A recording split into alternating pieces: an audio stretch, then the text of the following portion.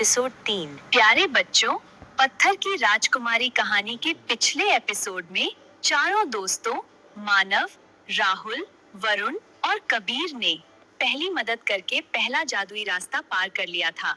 अब आगे की कहानी सुनते हैं।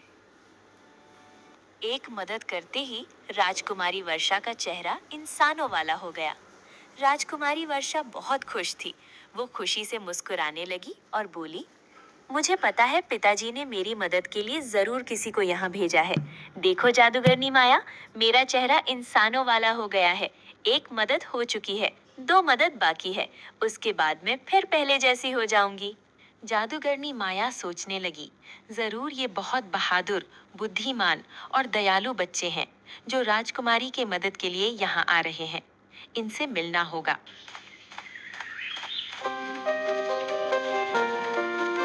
इधर चारों बच्चे आगे बढ़ रहे थे। वो बहुत थक गए थे। अब उन्हें भूख भी लगने लगी थी, क्योंकि जो खाने का सामान उनके पास था सब खत्म हो गया था। मुझे तो बहुत जोरों की भूख लगी है। पहले हम कुछ खाने का ढूंढ ले। सही कह रहे हो, हमें थोड़ा आराम भी करना है। हम चलते चलते थक गए हैं। चलो आसपास कुछ ढूंढते हैं। चारों दोस्त आराम करने की जगह ढूंढने लगे। तभी उन्होंने देखा एक बहुत बड़ा आम का बगीचा है। सभी दोस्तों के मुंह में पानी आ गया। अरे, आम खाने का और आराम करने का इंतजाम हो गया। चलो हम सब मिलकर मीठे मीठे आम खाते हैं। पहले हम उन अंकल से पूछ लेते हैं। ये आम का बगीचा उन्हीं का दिखाई देता है। बिना पूछे किसी की चीज लेना सही नहीं रहेगा। हाँ, बिल्कुल सही कह रहे हो। हमें उन अंकल से मांगकर आम खाना चाहिए, बिना पूछे। अगर हमने आम खाया तो अच्छी बात नहीं होगी। चलो चलते हैं। सारे दोस्त बगीचे के मालिक के पास जाते हैं। अंकल, हमें बहुत भूख लगी है। क्या हम आपके बगीचे से आम तोड़कर खा सकते हैं? उन माली अंकल का नाम सुधीर था। बेटा खा लो, वैसे भी रात को तो ये सारे आम कोई और ही खा जाएगा। इस समय तो फिर भी तुम्हें दिखाई दे रहे हैं, रात होते ही सारे बगीचे के आम गायब हो जाएंगे।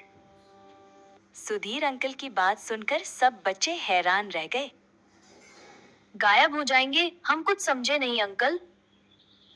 इस बगीचे में एक भूत ने कब्जा कर लिया है।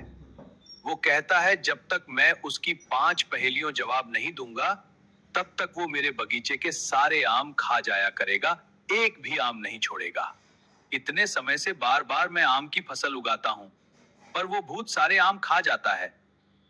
उसकी पहेलियां ऐसी होती हैं जिनके मैं जवाब नहीं दे पा रहा।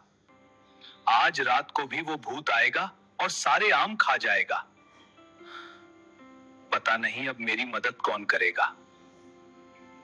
सुधीर अंकल की बात सुनकर चारों दोस्त समझ गए कि दूसरी मदद करने का समय आ गया है।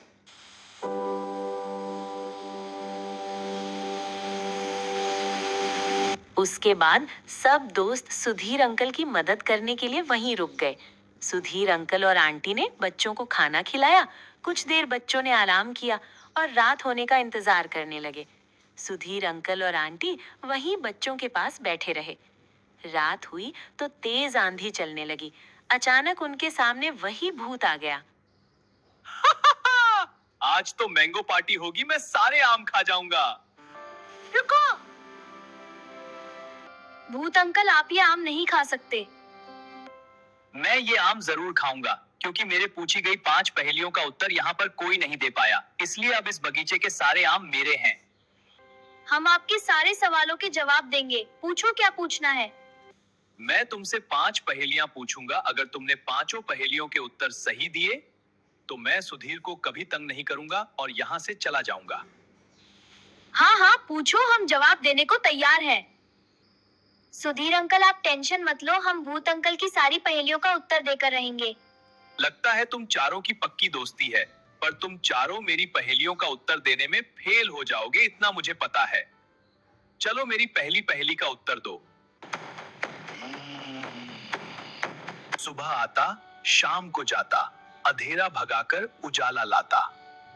भूत की पहेली सुनकर मानव ने झट से जवाब दिया। ये तो बहुत आसान है। पहेली का सही उत्तर है सूरज। जो सुबह उगता है शाम को छुप जाता है। सुबह अंधेरा भगाकर उजाला लाता है। हाँ, पहेली का उत्तर सूरज है। मानव की बात सुनकर भूत मुस्कुराने लगा और बोला, बहुत समझदार बच्चे हो। ठीक है, इस पहेली का उत्तर तो तुमने सही दे दिया। अब मेरी दूसरी पहेली सुनो। मेरी दूसरी पहेली है, बिना बोले गाता हूँ, पेड़ पौधों को नचाता हूँ। चारों बच्चे दिमाग लगाने लगे। मैंने कहा था ना, मेरे सवालों का जवाब कोई नहीं दे सकता। रुको रुको, हम जवाब दे रहे हैं। बिना बोले गाता हूँ, पेड़ पौधों को नचाता हूँ। ये तो हवा है, क्योंकि जब हवा चलती है तो पेड़ पौधे भी हिलते हैं। सही जवाब है हवा। सब बच्चे खुशी से उछल पड़े। सुधीर अंकल और सुशीला आंटी के चेहरे पर भी खुशी आ गई। बिल्कुल सही जवाब।